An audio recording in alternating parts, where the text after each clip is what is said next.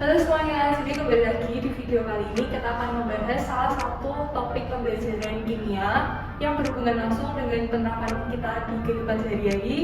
Salah satunya adalah berkaitan dengan sistem yang ada di dalam tubuh kita. Nah, sebelum kita masuk ke materi, saya mau tanya dulu nih, teman-teman sekalian sering nggak sih mikir kalau misalnya sehari-harinya kita konsumsi sesuatu, kayak misalnya di gambar ini ada lemon, lalu ada buah-buahan, itu kan mereka semua makanan memiliki pH yang berbeda-beda. Dan seperti yang kita tahu, tubuh kita hanya bisa menerima pH di angka netral ataupun 7, senilai pH-nya 7, itu yang ada di tengah netral. Dan kenapa sih kalau kita makan makanan yang memiliki pH yang berbeda-beda, tubuh kita tetap bisa menerima tanpa merasakan sakit atau berdampak buruk terhadap tubuh kita?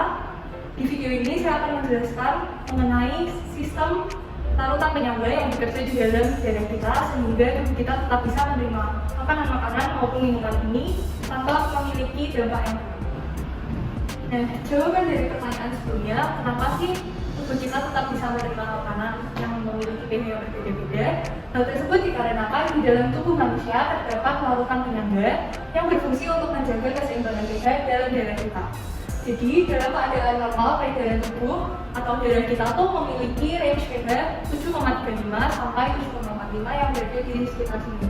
Jadi hitungannya tetap netral ya, dan tetap aman bagi tubuh kita.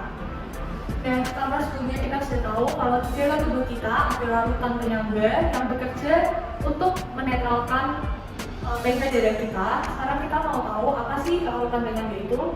Jadi seperti yang bisa dilihat di sini, larutan penyangga adalah larutan yang dapat mempertahankan pH meskipun ada penambahan sedikit asam, sedikit basa atau mengencang. Jadi larutan penyangga itu kerjanya untuk itu tadi, untuk menetralkan pH dari larutan lainnya setelah tercampur dengan mungkin sedikit asam, sedikit basa, dan kemampuannya dia itu untuk tetap mempertahankan pH-nya agar tidak berubah drastis. Jadi pH dari darah kita itu berkisar dari 7,35 hingga 7,45 dan harus dijaga dalam kisaran atau range ini. Karena jika pH-nya terlalu tinggi maka akan menjadi terlalu basic atau terlalu basa. Dan jika pH-nya terlalu rendah atau di bawah 7,5 akan menjadi terlalu asam atau terlalu acidic.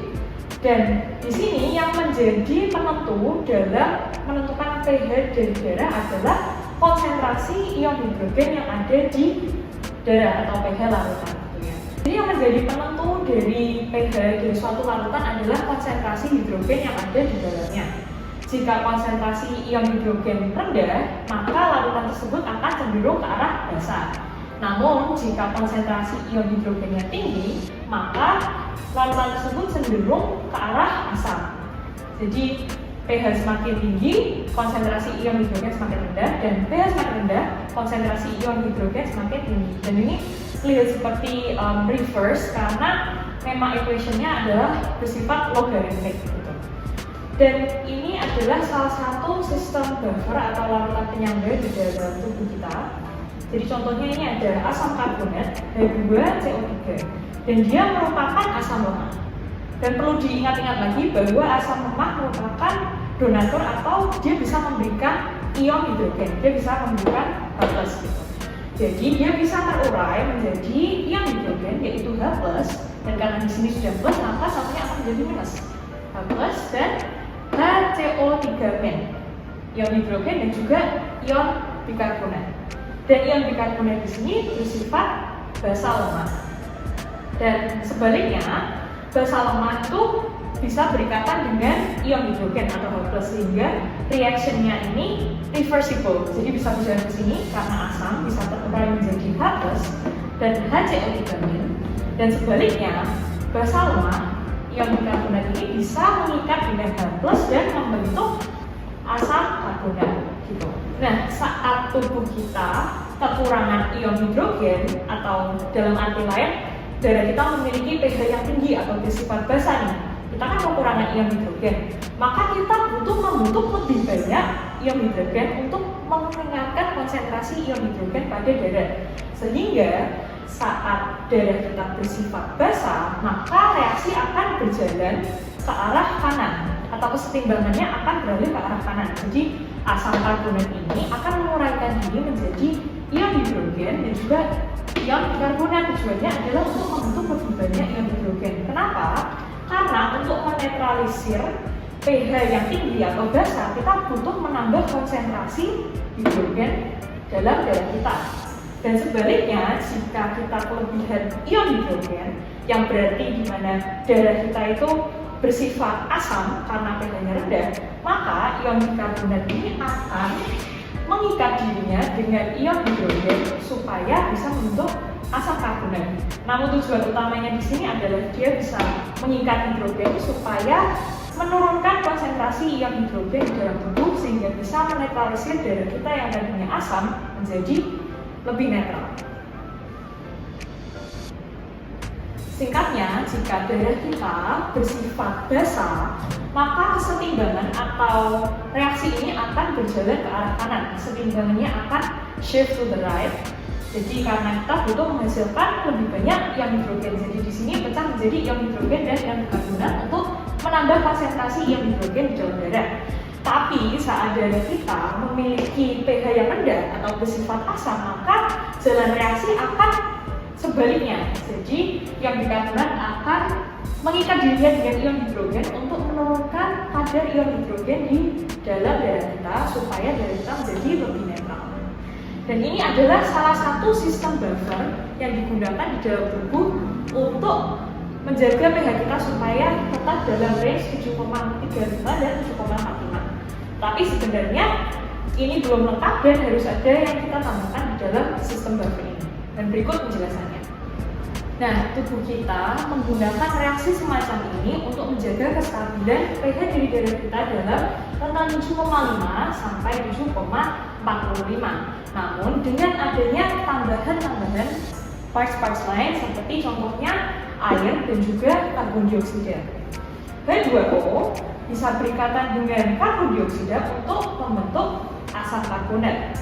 Dan sebaliknya lagi, asam karbonat di sini bisa teruraikan menjadi karbon dioksida dan juga air, sehingga reaksi ini bersifat reversible atau bisa dibolak-balik. Dan yang telah ada di sini disebut dengan sistem larutan penyangga bikarbonat atau the bicarbonate buffer system. Dan ini merupakan salah satu biological buffer terpenting yang ada di dalam tubuh kita. Di dalam reaksi yang panjang ini, kita bisa mengelompokkan menjadi dua, yaitu di sisi kiri ini berhubungan dengan pernafasan, paru-paru atau lungs kita, dan satunya berurusan dengan metabolisme tubuh. Dan ini bisa menjadi sangat penting untuk mengindikasikan jika ada permasalahan di sini, maka kita ada masalah dengan sistem pernafasan kita. Tapi kalau masalahnya di sini, maka sedang ada permasalahan di dalam metabolisme tubuh kita. Dan asumsikan saja nih, misalnya jika kita tidak punya cukup banyak ion hidrogen, jadi jika kita kekurangan hidrogen ion di dalam tubuh kita, maka darah kita akan menjadi terlalu basah atau terlalu alkalin. Nah, jadi bagaimana kita bisa membuat lebih banyak konsentrasi ion hidrogen di dalam tubuh kita? Nah, jadi kita akan lihat ke sini. Karbon dioksida di sini merupakan byproduct atau hasil sisa dari sistem pernafasan kita. Saat kita menghirup oksigen, sel di dalam tubuh kita akan menggunakan oksigen tersebut untuk membentuk ATP dan juga karbon dioksida. Tapi karbon dioksida di sini sifatnya adalah byproduct, dia tidak dibutuhkan oleh tubuh kita sehingga kita perlu untuk mengeluarkannya. Nah, bagaimana cara mengeluarkan CO2 yang ada di sel keluar melalui paru-paru? Nah, pertama-tama CO2 ini harus dikeluarkan melalui peredaran darah kita. Jadi saat CO2 ini berada di dalam peredaran darah, nah karena peredaran darah itu darah terdiri atas air, maka CO2 ini akan berikatan dengan air atau H2O, dan kemudian dia akan membentuk asam karbonat.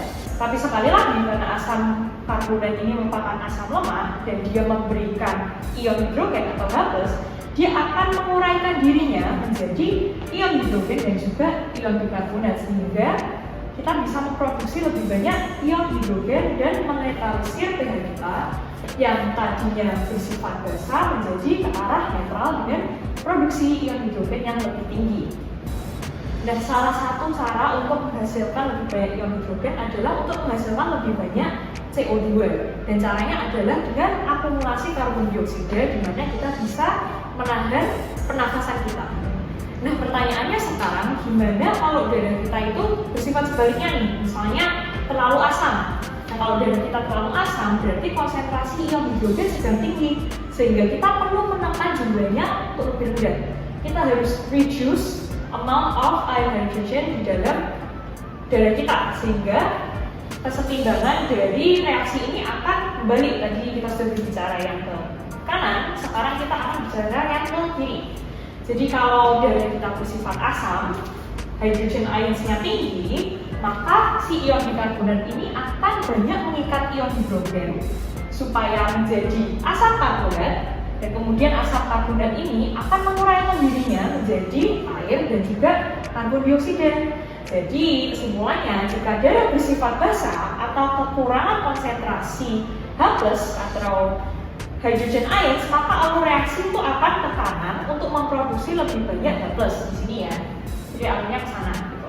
Jika darah bersifat asam atau kelebihan konsentrasi H+, maka alur reaksi akan ke kiri untuk mengurangi karbon H+. Caranya, yang bikarbonat akan berikatan dengan ion hidrogen untuk membentuk asam karbonat dan menghasilkan. Nah, sebelumnya kan kita membahas tentang larutan tenaga yang berfungsi untuk menyeimbangkan asam dan basa dalam tubuh. Nah, apa sih yang terjadi kalau misal asam dan basa dalam tubuh tidak seimbang? Nah, hal itu dapat menyebabkan kondisi yang bernama alkalosis atau asidosis.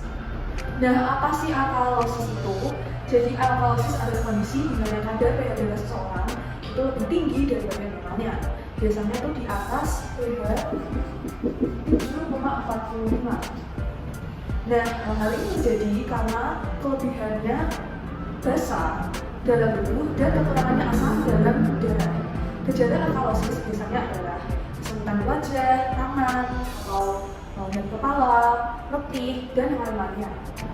Nah, setelah itu apa sih asidosis?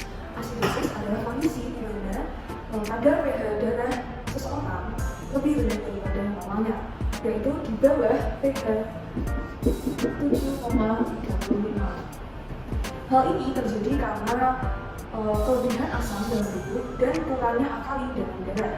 Gejala asidosis ini seperti sakit kepala, sesak nafas, nafasnya lebih cepat, dan detak jantung lebih cepat, dan lain-lain. Dan cara mengatasi asidosis atau alkalosis ini tergantung pada penyebabnya sendiri. Namun cara umum yang dapat dilakukan adalah seperti menjaga keseimbangan elektrolit. Nah, elektrolit seperti kalium, klorida, atau natrium itu sangat penting untuk menjaga keseimbangan asam dan basa dalam tubuh. Yang kedua adalah mengubah pola makan. Nah, makanan yang bersifat asam dapat merendahkan kadar pH dalam tubuh. Namun juga makanan yang bersifat basa dapat menaikkan kadar pH dalam tubuh. Lalu selanjutnya adalah minum air putih. Dan ternyata minum air putih yang banyak itu dapat menetralisasikan asam dan basa dalam tubuh. Jadi jangan lupa minum air putih yang banyak. Lalu yang terakhir adalah menghindari stres. Nah, stres ternyata bisa mempengaruhi kadar pH dalam darah. Jadi pentingnya kita untuk mengelola stres. Sekian dari kami teman-teman. Semoga ilmu yang kami bagikan dapat bermanfaat bagi kalian semua. Thank you.